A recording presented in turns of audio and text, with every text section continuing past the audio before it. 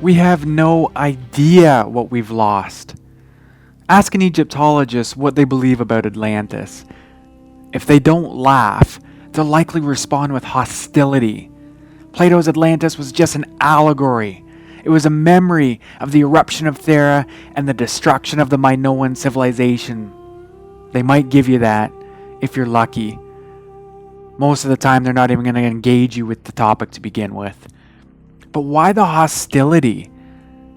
One way or another, the story of Atlantis involves the ancient Egyptians, so you would think Egyptologists would treat the subject with a little more interest than they do. Plato's story of this lost civilization is treated like a fairy tale, but the brightest minds of the ancient world did not believe so, and there is ample evidence from ancient Egyptian literature indicating that the ancient Egyptians themselves thoroughly believed their civilization had its genesis in the downfall of what Plato happened to call the Atlantean civilization. Perhaps that's the hurdle Egyptologists have today, that name, Atlantis. Now it just has too much baggage in popular culture to be treated seriously, even though Plato likely named the island after one of its kings, Atlas. But what if it was called something else, like the Island of the Ka, or the homeland of the primeval ones, or maybe even the fiery place of the ancestors? After all, that is exactly what the ancient Egyptians called it.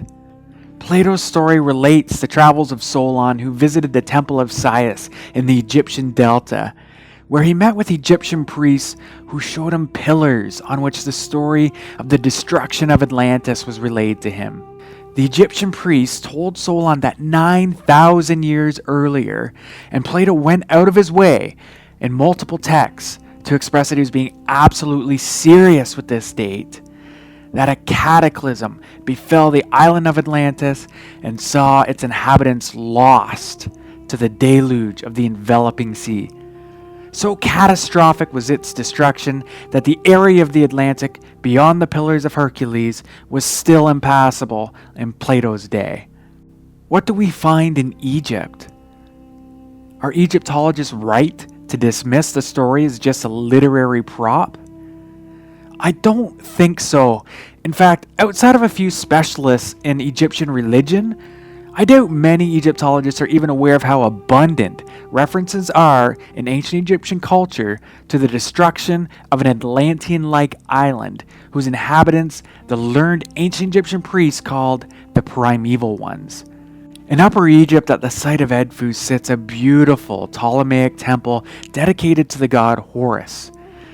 The reliefs on its walls represent some of the most beautiful art ever developed in Egypt, and its texts are at this very moment being documented and published, but mostly in German. The story these texts tell isn't widely known, but it is of incredible relevance to the story Plato told of Solon's travels in Egypt only 200 years before this temple was constructed. These texts are known as the Edfu building texts, and the sacred inscriptions there tell a story of the first time when the earliest gods of ancient Egypt ruled over an island in the middle of the primordial sea, the center of which housed the most holy of holies, the mansions of the gods, and the sacred Dejed pillar. This pillar marked the precise location of this island's genesis. Then, without warning, the ancient Egyptians relate that the sound eye fell, and the island was destroyed. Its divine inhabitants were killed.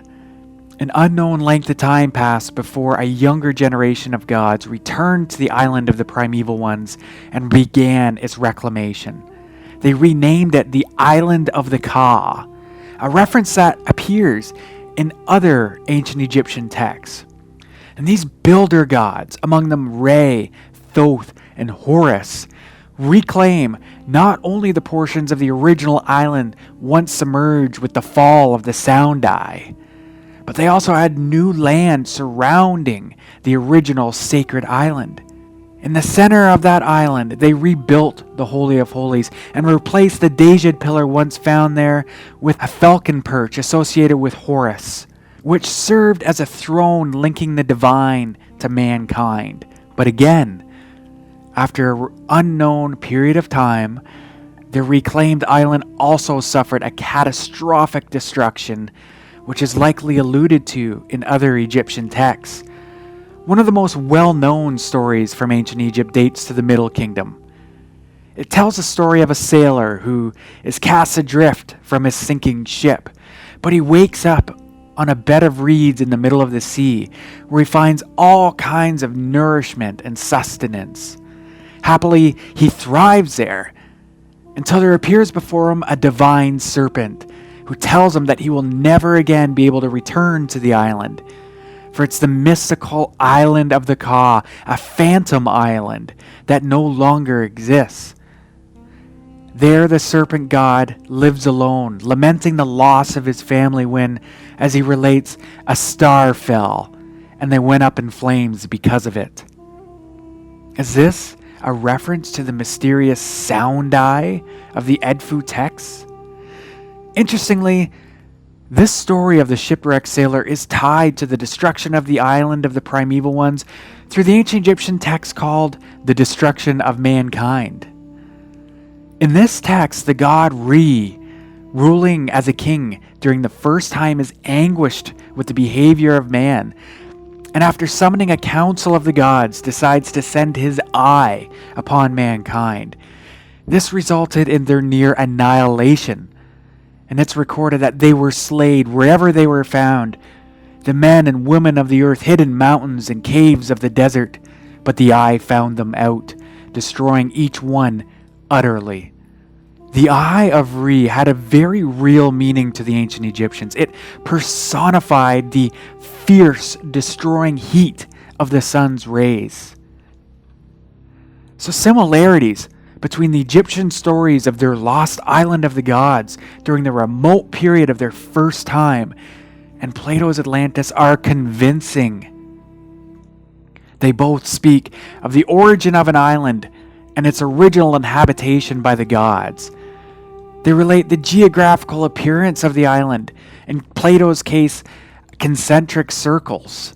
In the case of the text of Edfu, it's the original island around which is constructed other land by the builder gods. The island in both cases is ruled by twins. 8 pairs of twins in the case of Edfu, 5 in the case of Plato. All divine twins. In the very center of the island, in its most holy of holies, sits a David pillar in the age of the primeval ones, and later the falcon perch, serving as a divine throne uniting the divine to earth and to men, and called by the ancient Egyptian scribal priests the throne of the gods of the first occasion. In Plato's account, the temple of Poseidon is built on a brilliant pillar of orichalcum, on which divine laws are written. In both cases, these divine pillars unite humanity and the divine in a place of central worship at the heart of a primordial island.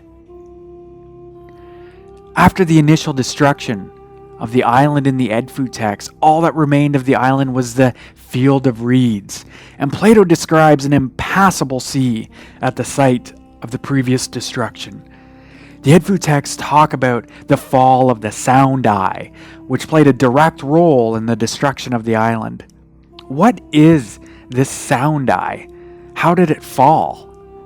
We're going to explore that in later videos. Plato recorded that Solon heard the story of Atlantis through Egyptian priests in the Temple of Sius in the Egyptian Delta. Very little of this temple remains today, and thus we will perhaps never know what sources those priests consulted. But we do have records of nearly identical tales told by the ancient Egyptians themselves of their primordial origin in an island inhabited by sages they called the most aged ones. And it's not unreasonable to conclude that the source of the story told to Solon was the same as that recorded at Edfu, which only now we are translating. Be sure to hit like and subscribe to stay up to date with everything from Archaic Mysteries.